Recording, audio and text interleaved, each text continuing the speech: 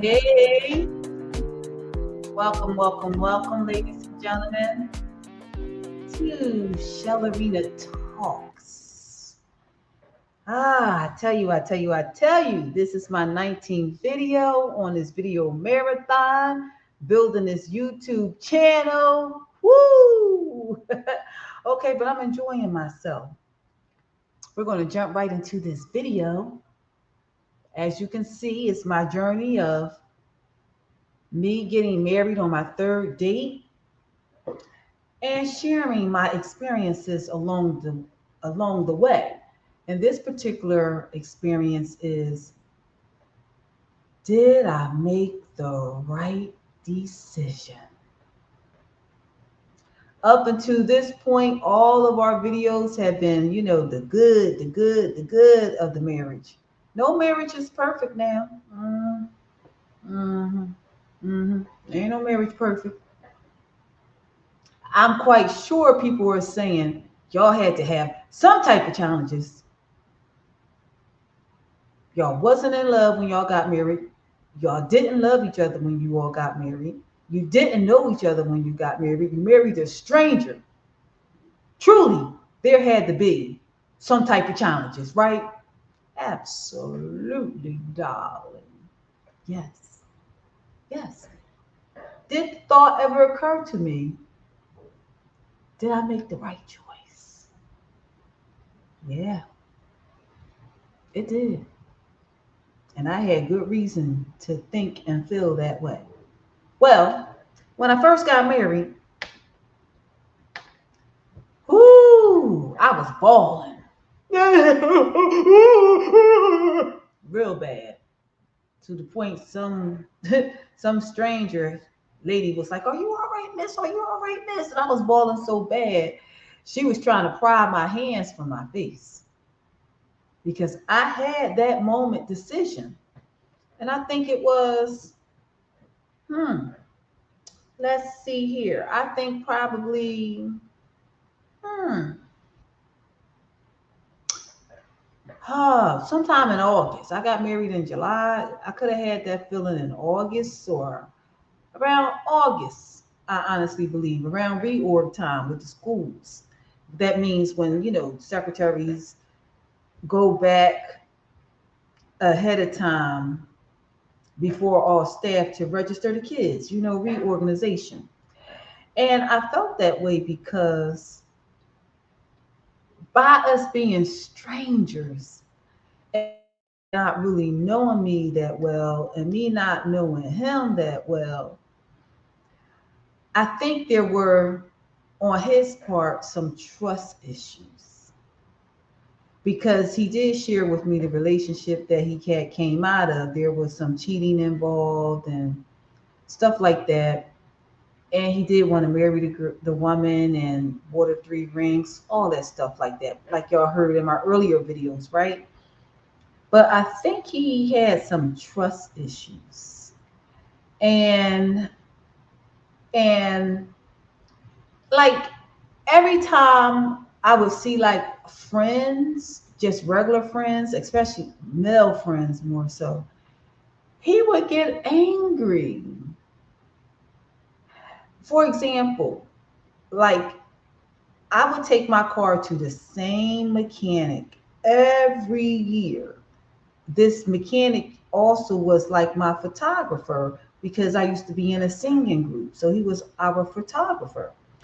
And then, when we would go to like Princess Lounge, for those of you who, 30 years ago know about that.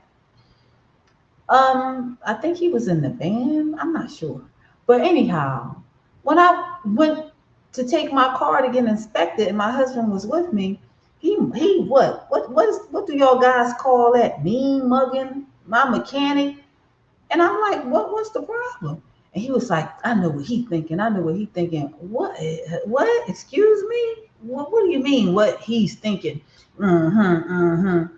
He making the man feel uncomfortable, and he had said to me, "Okay, baby," or something like that, which he never said that to me before. So I don't know why he said "okay, baby" to me. And I didn't think anything of it. It's just like me saying, okay, baby, to somebody. But my husband, he took it a totally different way. He was getting upset. He was getting jealous, and oh, it was horrible that moment. Now, the fortunate thing is it didn't last long, but I think it must have went on for probably 3 months, because at first sometimes you don't notice things, and then as it repeats, then you begin to pick up and notice, wait a minute, this is a pattern. And it did get to me to the point that it made me cry. It made me bawl. I was bawling, crying, and it was on my lunch break. But I got to cry out because I was literally feeling, man, did I make a mistake? I know we got married on the third date. It was scary. I was feeling uncomfortable, but not afraid. But I didn't like the feeling that I was having because he was getting upset over things that didn't exist. And how can you fight against things that don't exist like a ghost? Y'all see what I'm saying? But what I had to do was I said, look, girl, look. But the thought to get a divorce or an annulment never occurred in my mind. That never occurred in my mind. But what did occur in my mind was, how are you going to address this? How are you going to face this? How are you going to nip this in the bud? How are you going to stand up to this?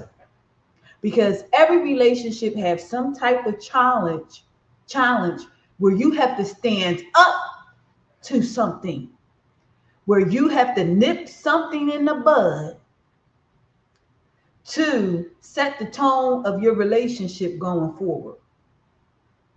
And if you do not know how to do that, you can find yourself in a very uncomfortable situation going forward. I have seen this happen to people. I have seen marriages destroyed because of situations that don't exist. Ghost in the relationships is what I like to call it. That's the way I addressed it. So I said, no, girl, you ain't going. He ain't going to be having you on pins and needles or harassing you and accusing your friends about what you thinking. You don't even know this person. I never even dated this person or had relationships with this person or whatever. I'm not putting up with this foolishness. So I confronted my husband about it. I said, listen. I haven't had relationships with these people. I don't even think I went that far because I didn't have to go that far. It wasn't necessary. Now remember, this is 19 years ago, so I could get it, a little mixed up here. But I did approach him, and I let him know. I said, what you're thinking is incorrect. And I said, I'm not going to put up with it because I cannot help what you think. And what you're thinking is a ghost. It's a ghost thought. And it doesn't make sense. And if you don't trust me, I never said, no, I never threatened divorce or annulment. No. I said, I'm not your old girlfriend. Whatever you went through with her, I'm not her. Okay? I had to let them know straight up. I am not her. So don't try to put whatever relationship or whatever negative experience you had with her or someone else, don't try to bring it in this marriage because it's not going to work. I'm not going to tolerate it. Matter of fact, I don't tolerate it. So get yourself together, get your mind together. Stop thinking that everybody I say hi to, a little mechanic, the milkman, the nail man, or whatever man, thinking I had a relationship with. because I didn't. Just like I don't think that about you, you're not going to think it about me. And we're not going to bring that into our marriage. And it's from this day on, it ends today. And that's what I told my husband. Nipped it in the bud. Never had another problem out of it. Okay? So sometimes in relationships, ladies and gentlemen, whether you've been, some of you all are going through this and you're not even married. Y'all know I'm not telling nothing but a word. Come on now. It's the truth. But it persisted because somebody didn't know how to nip this stuff in the bud. Somebody didn't know how to put their foot down. Now, I will say, I think if it would have persisted, I don't think our marriage would have lasted. Because, nah, nah, but it ceased. And because it stopped, we survived. Because I didn't have that problem. I could care less, really. I could care less about who you dated, what you dated. Okay, long as you're not doing it on my time. All right? I don't care about stuff like that because everybody had a past.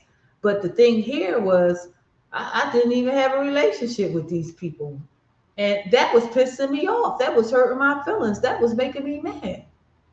So I'm just thankful that my husband, the both of us, were mature enough to be able to talk it out and come to a realistic understanding.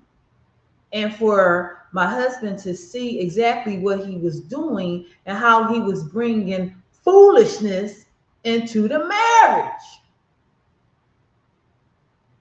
But the sister wasn't having it. No, sir. No, no. I was not having it.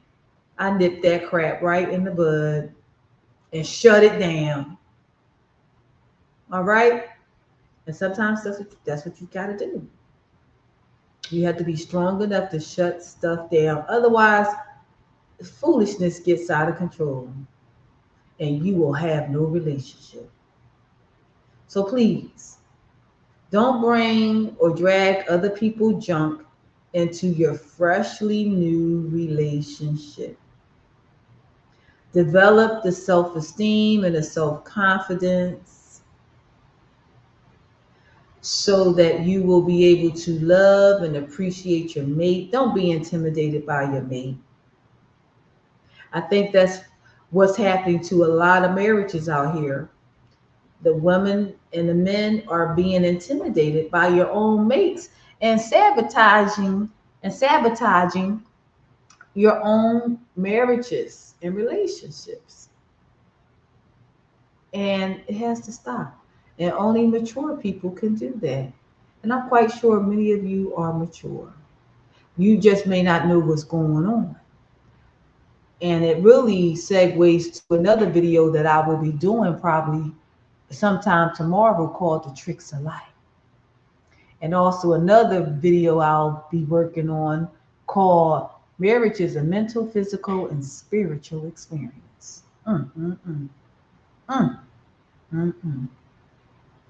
So yes, at one time I did say to myself, did I make the right decision? And then I was so embarrassed. I was like, oh my goodness, I can't believe I did this. Until I mustered up enough strength to confront the enemy that was trying to creep into my marriage. And I was not having it. And I'm glad that I've always been a bold young woman, quiet, smile, happy, but bold. My other side, bold, okay? As a lion. But I wasn't having that. And I wasn't going to continue to live and feel like I made a bad decision. And I'm glad I did that because here we are 19 years later. I never had another problem with it. But I just had to face it, because sometimes if you don't fix problems in the beginning, you set the pace of your marriage or the relationship.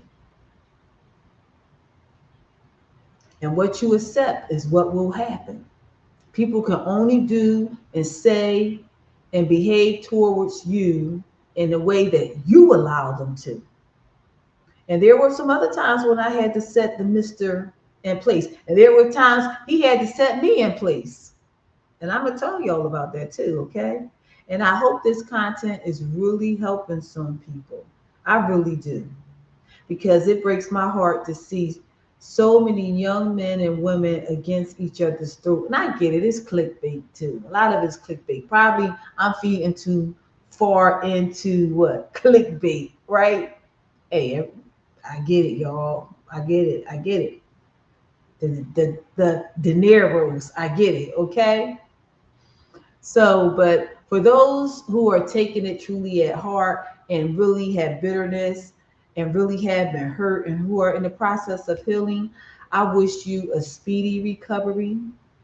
But I want to let you all know, also men and women, if you have it in your heart to marry somebody, it's nothing to be fearful of. And me and my husband, we say often to each other, what if we would have waited 5 years?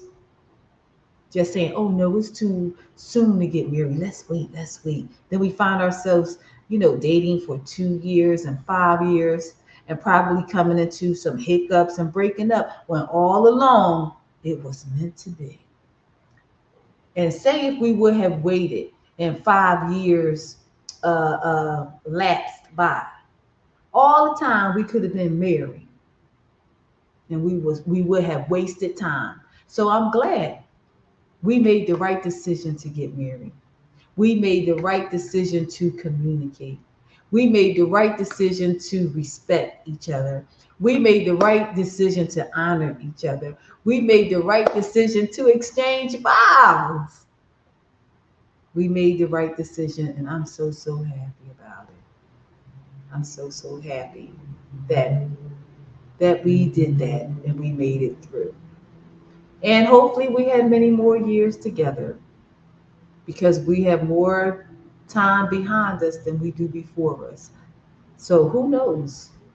Who knows?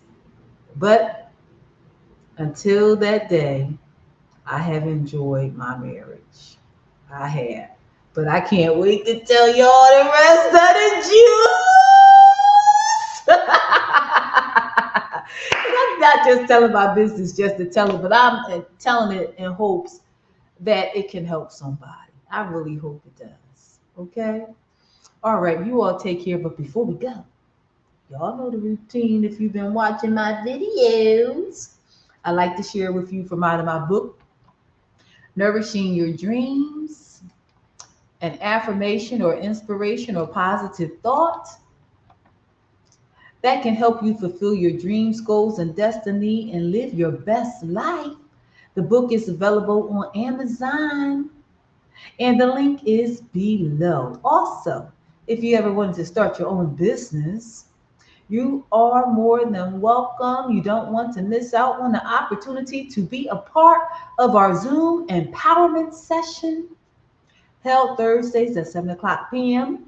that talks about helping you start your own business, about grants and grant writing, finding grant resources, 501c3 tax exemption, creating a platform on TV, podcasts, and social media platforms, your own show. And if you ever wanted to be a book publisher, now this is your great opportunity, because we can help you with all those things and more.